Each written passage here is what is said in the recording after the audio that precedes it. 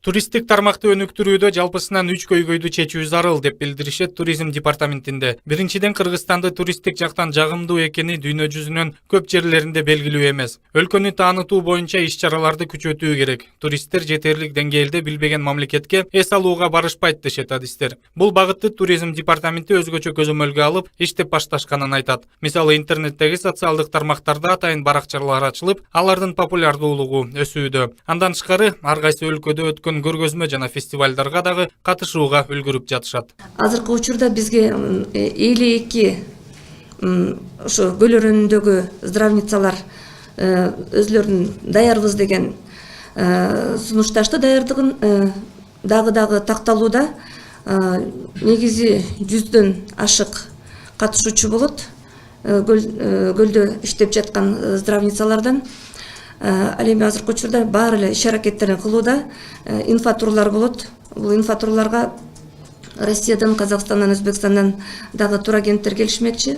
Экинчи көйгөй бул жолдор. Жакында эле өкмөттүн балыкчы корумду трассасын куруп бүтүрүүгө каражат тапканын айтып чыкты. 1 миллиард сомду президент Алмазбек Атамбаев таап бериптир. Бирок ошого карабастан жолдун жээгинде эч кандай түркүк же жүрүүчүнүн атайын жолу сыяктуу нерселер жок. Аны бүтүргөнү бюджетте кайрадан каражат жетишсиз. Республиканын башка аймактарындагы стратегиялык мааниге ээ болгон трассаларды айтпай эле койсок болот. Ал эми туристтерге болсо жалаң гана ысык көл кызык эмес. 2016-жылы Кыргызстанга эс алганы келген туристтердин саны 3 миллион 800 миңден ашкан. 2015-жылы туризмден түшкөн акча ички дүң продукциянын 20 миллиард сомун түзгөн.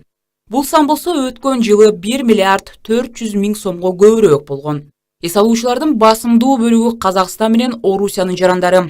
Ал эми Европа мамлекеттеринин ичинен Германиядан келген туристтер экотуризмге, анан тоого кызыгышат экен. Үчүнчү көйгөй экология. Буга так далил болуп, жакында эле тартылган атактуу фотосүрөтчү Влад Ушаковдун көлдүн айланасындагы таштандынын көбү эсептелинет. Анын айтуусу боюнча бузуулар аябай көп. Ага санитардык жактан эч кандай бөгөттөр жардам бербей келет. Мамлекеттик экотехинспекциясы эс алуучу жана пансионаттарды текшерүүсүн май айында баштаарын убада кылууда. 193 курорттун 111 гана өзүнөн кеткен сууну чыгара турган түтүктөрү бар экен. Былтыр дал ушундай иштер жүрүп, анын натыйжасында 12 пансионат жабылган. Кийинчерээк анын 5 кемчилигин оңдошсо, калганы жабык бойдон дагы эле келет. Жакын биздин мекенибиздин эс алуучулары болобу же тыштан келген эс алуучу болобу, ошол тазалыкты сактап берсе депчи, ошол биздин белгилүү коомдук ишмер аталарыбыздын бири бар эле, Ысқақ Разаковдун айткан сөзү бар эмес беле, сен таза болсоң, мен таза болсом, коом таза болот деген сыяктуу. Ошо ар бирибиз өзүбүздүн артыбыздан жыйнап эле ошол